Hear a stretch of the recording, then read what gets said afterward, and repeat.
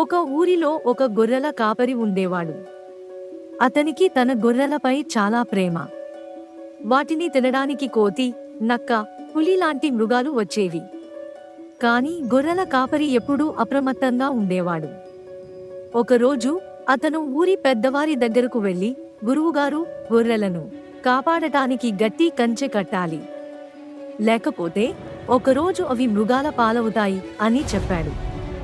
కాని ఊరి పెద్దలు, ఇంకా ఎలాంటి ప్రమాదం జరగలేదు కదా, అవసరమైతే అప్పుడు చూద్దాం అని నిర్లక్ష్యంగా మాట్లాడారు.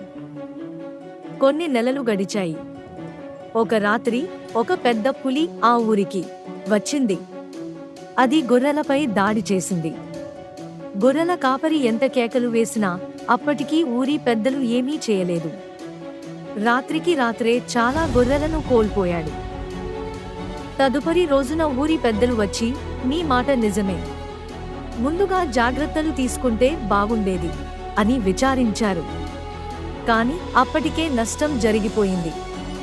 నీతి: ఏ పని అయినా ఆలస్యం చేయకుండా ముందుగానే జాగ్రత్తలు తీసుకోవాలి. లెక్క చేయకుండా వదిలేస్తే అది పెద్ద అనర్థానికి దారి తీస్తుంది. Please do subscribe our channel and please like, share, comment.